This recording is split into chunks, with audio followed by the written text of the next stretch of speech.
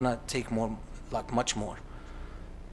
Yusuf alayhi salam, he lived in what? When he was in the prison, he was brought out. It was a non-Muslim government. It was a corrupt government. Most likely it was a pharaoh at his time.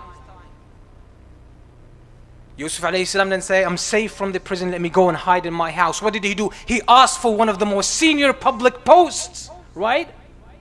He asked for it. What do we do as a Muslim community when Muslims get active? And by the way, they will inevitably make mistakes.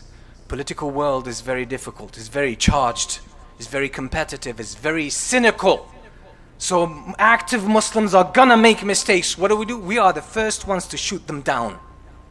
Why? Because we said in the comfort of our homes, he did that mistake, that was wrong, that was incorrect, that was inappropriate, right? That's what you call cowardice. If you're unable to do anything, hold off. Don't speak. Let people who know speak. People are going to make mistakes. People are going to fall into sometimes big mistakes. We can have a discussion. We can have a dialogue and we can help them out. And so on and so forth. People are going to make big mistakes. Ibn Taymiyyah talks about Yusuf alayhi salam and he says he held this post in a non-Muslim government that was corrupt and had a corrupt system. And he must have complied with some of those rules. But he figured out the benefit would be greater than the harm. That's what Ibn Taymiyyah says about the story of Yusuf alayhi salam. But we are Puritans, we are perfectionists now when Muslims become activists, right?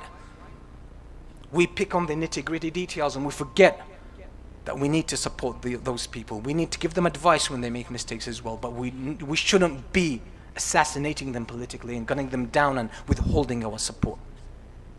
So we ask Allah subhanahu wa ta'ala at the end to accept our brothers and sisters, and may Allah subhanahu wa ta'ala protect the Muslims everywhere, and may Allah subhanahu wa ta'ala open our eyes to the truth of this religion and open the eyes of the world to the truth about Islam, and we ask Allah subhanahu wa ta'ala to strengthen us to act on what the moments demand of us.